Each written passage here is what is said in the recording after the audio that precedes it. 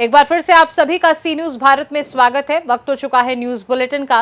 News bulletin में बात करेंगे भोपाल की, जहां अपनी मांगों को लेकर अतिथि शिक्षक पहुंचे अंबेडकर मैदान, और दिखाएंगे चतरा में कैसे डीआईजी ने किया जन शिकायत समाधान कार्यक्रम का उद्घाटन। आगे चर्चा करेंगे गोंडा की, जहां गोंडा लखनऊ हाईवे पर दिखा तेज रफ्तार का कहर। ऐसी तमाम खबरों पर विस्तार से करेंगे चर्चा। खबर भोपाल से, जहां अपनी मांगों को लेकर अतिथि शिक्षक पहुंचे अंबेडकर मैदान। हजारों की संख्या में अतिथि शिक्षकों का प्रदर्शन। पूर्व मुख्यमंत्री की अतिथि शिक्षक पंचायत में की गई घोषणाओं को पूरा करने को लेकर निकाली गई तिरंगा यात्रा। अतिथि शिक्षकों का आरोप है कि 1 साल बाद भी अतिथि शिक्षकों के लिए की गई घोषणाओं पर नहीं हुआ अमल।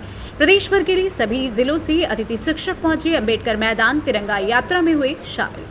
प्रदर्शन स्थल पर बड़ी संख्या में पुलिस बल तैनात। मुख्यमंत्री निवास का घेराव करने निकले शिक्षकों को पुलिस ने बैरिकेडिंग कर रास्ते में रोका। अतिथि शिक्षकों की चेतावनी, सरकार ने अभी मांगे पूरी नहीं की तो जारी रहेगा आंदोलन। भोपाल से सी न्यूज संवाददाता मनीष वर्मा की रिपोर्ट। खबर चतरा से है, जहां चतरा स्थित डीएमएफटी भवन में आयोजित जन शिकायत समाधान कार्यक्रम का उद्घाटन उत्तरी छोटा नागपुर प्रमंडल के डीआईजी एस कार्तिक ने दीप प्रज्वलित कर किया। मौके पर एसपी विकास पांडे, डीएसपी मुख्यालय Rohit राजवार, SDPO Sandeep Suman, video CO सहित अन्य अधिकारी मौजूद थे।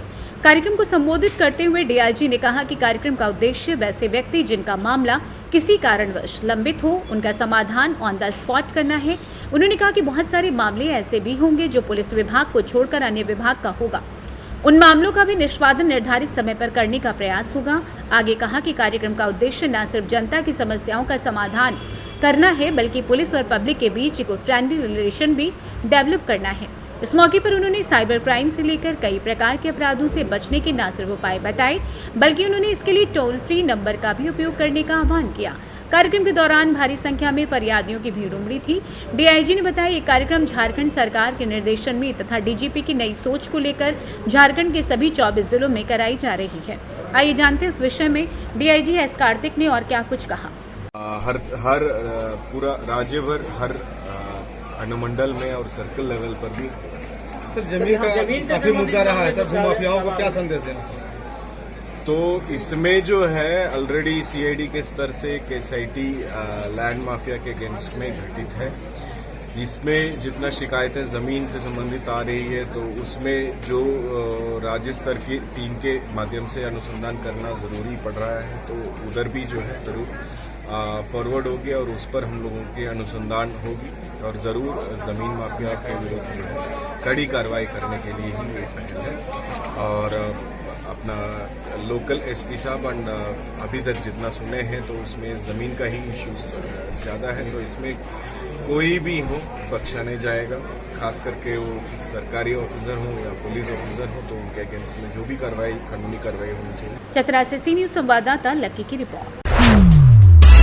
सोमवार की रात्रि में तेलंगानी बोर्ड के अध्यक्ष कैबिनेट मंत्री दर्जा प्राप्त रवि किरण साहू दिल्ली से जबलपुर लौटते समय इनका जगह जगह स्वागत हुआ।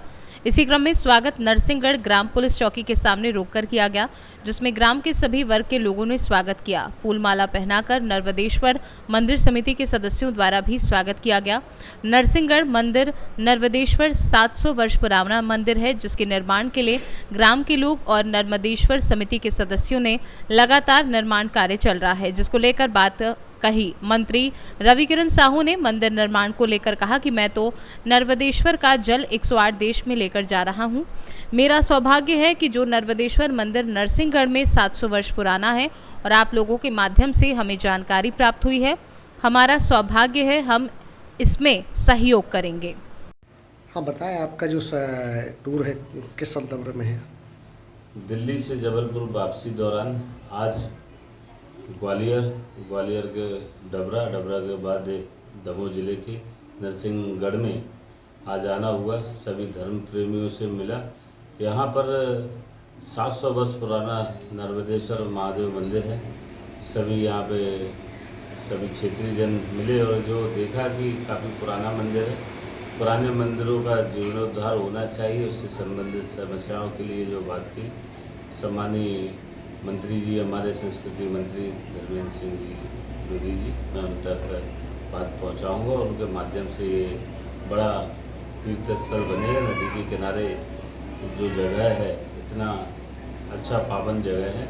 इस पे सभी क्षेत्रीय जन मिलकर के वृक्षारोपण करेंगे। आने वाले समय में 17 तारीख को मोदी जी के जन्मदिन में वृक्षारोपण करके इस जगह को सुंदर बनाएंगे। दमोह से सी न्यूज संवाददाता संतोष मोदी की रिपोर्ट। खबर गोंडा से, जहां गोंडा लखनऊ हाईवे पर दिखा रफ्तार का कहर। भीषण सड़क हादसे में महिला समेत 4 लोग गंभीर रूप से घायल। मोटरसाइकिल व कार के बीच आमने सामने से हुआ भीषण हादसा। घायलों को एम्बुलेंस के माध्यम से अस्पताल में कराया गया भर्ती। भीषण सड़क हादसे में कार व मोटरसाइकिल के उड़े पर खदशे कर्नलगंज थाना क्षेत्र के भभुआ पुलिस चौकी के अंतर्गत का पूरा मामला बताया जा रहा है। गोंडा से सी न्यूज संवाददाता मुजीब आलम की रिपोर्ट। खबर जौनपुर से, जहां मदरसा चश्मे हयात रेहटी त्रिलोचन बड़ा गांव में पंडित गोविंद वल्लभ पंत की जयंती के अवसर पर भव्य कार्यक्रम का आयोजन किया गया। कार्यक्रम में बोलते हुए मदरसा के प्रधानाचार्य गुफरान सज्जाद ने बच्चों को पीड़ित गोविंद वल्लभ पंत के विषय में बताया कि पंडित जी हमारे प्रदेश उत्तर प्रदेश के पहले मुख्यमंत्री थे। उन्होंने देश की आज़ादी के लिए हुए आंदोलन में गांधी जी के कंधे से कंधा मिलाकर अपना योगदान दिया और देश के गृह मंत्री के पद पर रहते हुए भाषा के आधार पर प्रांतों का विभाजन किया और हिंदी को राजकीय भाषा बनाने में भी अपना महत्वपूर्ण योगदान दिया।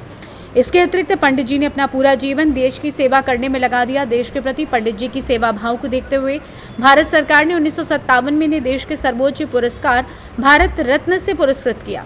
प्रधानाचार्य ने बच्चों को इस बात के लिए भी प्रेरित किया कि हम सबको पंडित जी की तरह अपनी पूरी जिंदगी देश की सेवा में लगानी चाहिए ताकि हमारा देश दिन दूनी रात चौगनी रफ्तार से विकसित हो सके। मौके पर दिलशाद अहमद, हयातुल्ला, तौफीक, अबरार, मुनीर आदि लोग मौजूद रहे। जौनपुर से सी न्यूज संवाददाता मोहम्मद जावेद की रिपोर्ट। झांसी के मड़िया महादेव के पुजारी द्वारा दर्ज कराए गए मुकदमे के मामले में आज नया मोड़ सामने आया है। इस मामले को लेकर पीड़ित पक्ष ने पुजारी तथा अन्य लोगों पर गंभीर आरोप लगाते हुए दर्ज मुकदमे को फर्जी करार देते हुए पूरे मामले की निष्पक्ष जांच किए जाने की मांग की है। नवाबाद थाना क्षेत्र के अंतर्गत मोहिनी बाबा में रहने वाले अर्जुन कन्नौजिया के खिलाफ मड़िया महादेव मंदिर के पुजारी रामेश्वर उपाध्याय द्वारा मुकदमा दर्ज कराया गया था। इस मामले को लेकर आज अर्जुन कन्नौजिया के पक्ष की ओर से दर्जनों लोगों ने पुलिस उप महानिरीक्षक का दरवाजा खटखटाते हुए पूरे मामले की निष्पक्ष जांच की मांग की है। डीआईजी को दिए गए शिकायती पत्र में अवगत कराया गया है। अर्जुन कन्नौजिया मड़िया मोहल्ले में स्थित शिव परिवार बांके बिहारी धाम मंदिर की पूजा अर्चना करता है। पिछले कई वर्षों से मड़िया महादेव मंदिर के पुजारी द्वारा उक्त मंदिर को अपने अधीन करने का प्रयास किया जा रहा है। इसी के चलते आए दिन अर्जुन तथा मंदिर के सेवकों पर मिथ्या आरोप लगाए जाते हैं। पूर्व में मंदिर के अंदर दूसरे संप्रदाय के लोगों ने जानलेवा हमला किया था। इस संबंध में मुकदमा अभी कोर्ट में विचाराधीन है। अंकित पटेल है। किस मामले को लेकर आया डीआई साहब के यहाँ अभी 2 दिन पहले अर्जुन पंडित जो मड़िया महादेव मंदिर के जस्ट सामने जो मंदिर है उस मंदिर के पंडित हैं, मतलब उस मंदिर पुजारी हैं, साफ सफाई करते हैं, 12 साल से सेवा कर रहे हैं। झाड़ू पोछा से लेके हर चीज की सेवा करते हैं, वो प्रसाद से लेके वही पूजा करते हैं। उनके खिलाफ एक फर्जी मुकदमा 2 दिन पहले दर्ज किया गया है। ठीक है, वहाँ वो मौजूद भी नहीं थे स्पॉट पे, ना प्रशासन को वो देखे गए। प्रशासन ने वहां जाकर देखा तब अर्जुन कन्नौजिया वहां मौजूद नहीं थे। अर्जुन कन्नौजिया अपने घर पर थे, लेकिन उसके बावजूद भी अर्जुन कन्नौजिया को उठा लिया गया और अर्जुन कन्नौजिया के खिलाफ 3 धाराओं में मुकदमा दर्ज कर उनको जेल डाल दिया गया। ये कुछ मामला नहीं है भैया, ये मामला सिर्फ सीधा है कि वो लड़का वहाँ सेवा करता है और सामने वाले जो पुजारी जी हैं उन पुजारी जी को और उनका दोनों का चल रहा है अभी आपस में मामला। काफी शिकायतें ही पहले भी दर्ज हुई हैं आपस में। तो उस आपसी रंजिश के खिलाफ वो रंजिश किसी भी तरह की किसी भी हद तक वो रंजिश बढ़ती जा रही है। हम हिंदू हैं, हम लोगों को एक होकर रहना चाहिए। दलित, पंडित, ब्राह्मण, क्षत्रिय ये नहीं करना चाहिए, लेकिन ये सब चीजें यहाँ नहीं हो रही हैं। यहाँ हो रही है अगर आप दलित हो तो आप दलित उस मंदिर की पूजा नहीं कर सकते, तो दलित को ये अधिकार नहीं है कि वो मंदिर की पूजा कर सके। उनका कहना है जैसे ही वो अंदर गया उनके लड़के वहाँ के कहते हैं कि यहाँ से हटिए, आपके बाद ये मंदिर हम लेंगे। उनका पुजारी जी के लड़के हैं जो बैंक में हैं, उनका ये कहना है उनका। और यहाँ तक कि वो इस हद तक जा चुके हैं कि अर्जुन कन्नौजिया के ऊपर एक वसीम भट्ट मुसलमान है, वसीम खान मुसलमान है, उन्होंने जानलेवा हमला किया था कुछ महीने पहले, उसको संरक्षण दिए हैं। उसके साथ क्या प्लानिंग चल रही है, बराबर 5 दिन उसको अपने संरक्षण में बैठा रखा है। उसकी फुटेज है, फोटोज हम लोगों ने दी है डीआई साहब को। मतलब इस हद तक वो रंजिश करते जा रहे हैं कि मंदिर छुड़ाने के लिए वो किसी भी हद तक जा सकते हैं कि आप मंदिर खाली किए, दलित इस मंदिर की सेवा नहीं करेगा। आरोप क्या लगाए उन्होंने? आरोप उन्होंने लगाया कि ये वहाँ पे दारू पीते हैं, ये वहाँ पे सिगरेट पीते हैं, ये वहाँ पे लड़की लेकर आए हैं, जबकि ऐसा वहाँ कुछ नहीं था। जब प्रशासन ने वहाँ जाकर देखा तो 2 लोग बैठे हुए थे। एक महिला थी जो दीपक ने वकील है, उनकी जूनियर है।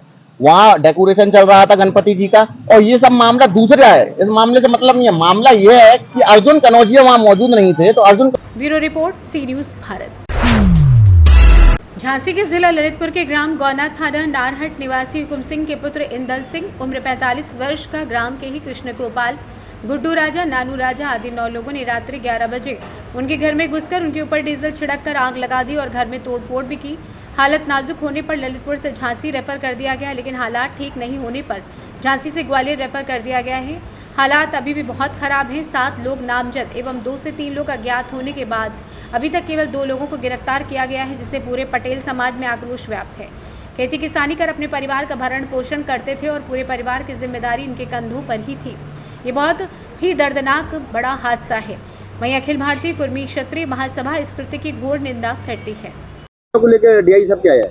अखिल भारतीय कुर्मी क्षत्रिय महासभा का एक प्रतिनिधि मंडल ग्राम गौना, थाना नारायण, जिला ललितपुर में 6 तारीख को एक दुसाहसिक इस टाइप की घटना हुई कि माने रोंगटे खड़े कर देने वाली घटना है, जिसमें हुकुम सिंह के बेटे इंदर पटेल ने गुम्मे का व्यापार किया था किसी गांव के ही लोगों के साथ में। तो उन्होंने क्या किया कि वो गुम्मे के पूरे 7 लाख के गुम्मे उन लोगों ने बेच दिए।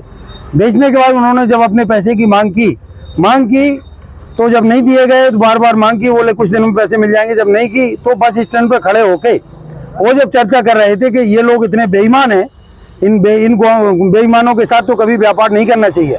तो वहाँ कोई व्यक्ति खड़ा हुआ था, उस व्यक्ति ने एक एक करके सबको फोन लगाया। एक व्यक्ति देखो गाली दे रहा है और ये अपने पैसे के लिए कह रहा है कि इन बेईमानों हमारे पैसे खा लिए, तुम लोग सब लोग इकट्ठे होके आओ, इस साले को देखते हैं। एक एक करके उसने 7 बजे शाम को गोना में 6 तारीख को फोन लगाए, कम से कम 7-8 लोगों को फोन लगाए। वो 10-12 लोग इकट्ठे होके आए, लाठी डंडे से लैस होके वहीं से लाठियां उखाड़ी, उन्होंने बल्लियां उखाड़ने के उपरांत जब वो था, इसने देखा कि इतने लोग आ रहे हैं तो भगने की कोशिश की, तो उसको 1-2 डंडे वहीं पड़ गए। वो गिरता झूमता हुआ आगे को निकल गया और भाग गया। जो उसमें ये लोग ढूंढते रहे, लेकिन वहां फसलें खड़ी हुई थी, वो नहीं मिला। तो ये लोग सारे के सारे लोग उनके गांव पहुंचे, इनके पिताजी की साथ मारपीट की, बहू के साथ अभद्रता की। लगभग टाइम रहा होगा 8-9 बजे का। अभद्रता करने के बाद घर में तोड़फोड़ करने के बाद इसके बाद भी इनका मन नहीं, वो दिल्ली पसीजा, ये लोग वापस चले गए। रात में 11 बजे के आसपास ये लोग आए, डीजल लेके कट्टिया में लेके आए, उसके इंदर के साथ मारपीट की। मारपीट करने के उपरांत उसको घसीट के ला के आंगन में उसके ऊपर मिट्टी का डीजल डाल के उसमें आग लगा दी गई। आग इतना ज्यादा जल गया कि ललितपुर में उसको मना कर दिया गया और उसके बाद झांसी रेफर किया तो झांसी मना कर दिया गया। आज की डेट में मरणासन स्थिति में अपनी जिंदगी से जूझ रहा है, ग्वालियर में भर्ती है। हमारा आप सब लोगों से, मीडिया वालों से विशेष करके अनुरोध है कि इस टाइप के जो पूरा एक ये लोग इस टाइप के प्रवृत्ति के लोग, एक सामंतवादी लोग, इन लोग इकट्ठे हो गए और पूरा एक गरीब आदमी, गरीब किसान के साथ इन लोगों ने जो घटना की है, ये निंदनीय है। और अखिल भारतीय कुर्मी क्षत्रिय महासभा आपके माध्यम से इनको बताना चाहती है कि यदि निर्णय नहीं हुआ और इन लोगों के लगातार इन लोगों को फोन आ रहे हैं, इनको डराया जा रहा है, धमकाया जा रहा कि अगर ऐसा नहीं करोगे तुम्हारे नाती को भी मार देंगे, तुम्हें भी मार देंगे, पूरे परिवार को खत्म कर दिया जाएगा। तो आप सब लोगों से निवेदन हमारा यह है कि ये हमारी आवाज माननीय मुख्यमंत्री जी तक, राज्यपाल महोदय, प्रधानमंत्री तक पहुंचाएं, क्योंकि ये डंडा इन लोगों को भी तो चले कि ये क्या तुम लोगों ने किया है, क्योंकि इन लोगों के खिलाफ पूरे गांव में, क्षेत्र में आवाज उठाने वाला कोई नहीं है। तो मेरी माननीय मुख्यमंत्री जी से मांग करता हूं कि इन लोगों के खिलाफ कड़ी से कड़ी कार्रवाई की जाए और जो बुलडोजर का कार्यक्रम है इन लोगों के साथ भी किया जाए। ब्यूरो रिपोर्ट, सी न्यूज भारत।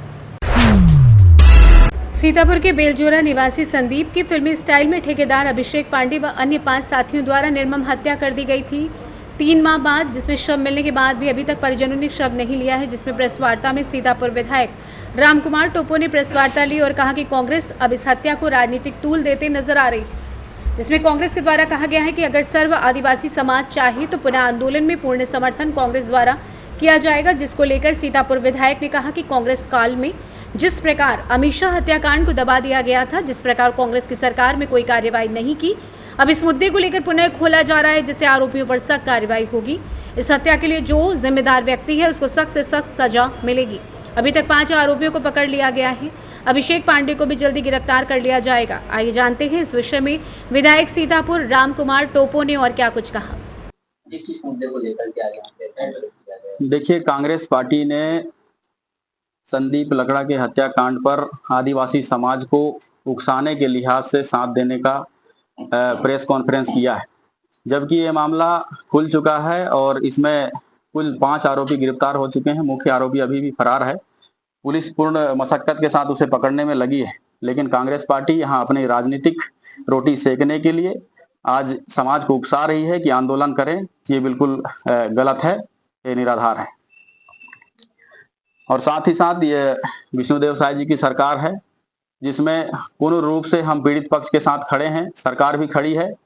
और इसी को जीता जाता देखा ये जा सकता है कि केवल आरोपियों को पकड़ने का ही काम नहीं, उनके संपत्ति के ब्यौरे से लेकर उनके टेंडरों को निरस्त करने का भी कार्य किया गया है, जो कि एक बहुत बड़ा कठोर कार्रवाई कहा जा सकता है। लेकिन इन सभी कार्रवाइयों को देखते हुए भी अगर कोई पार्टी इस तरीके से केवल समाज को उकसाना या भड़काना चाहता है, तो यह शांति भंग करने या तो राजनीतिक द्वेष के कारण से ये करने जैसा कृत्य सामने आ रहा है।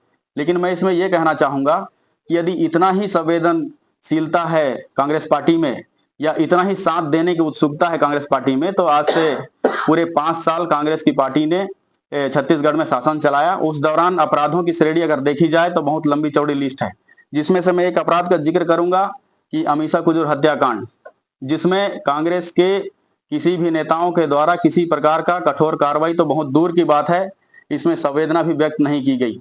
उनके पार्टी के द्वारा परिवार के साथ नहीं खड़े होना से लेकर जांच तक की बात नहीं कही गई और केस को बहुत ही सोची समझी तरीके से दबाने का प्रयास किया गया। लेकिन आज भारतीय जनता पार्टी की सरकार बनने के बाद आज जांच खुली हुई है और फिर इसमें दोषियों को सजा मिलने की जो जांच है वो कार्रवाई जारी है।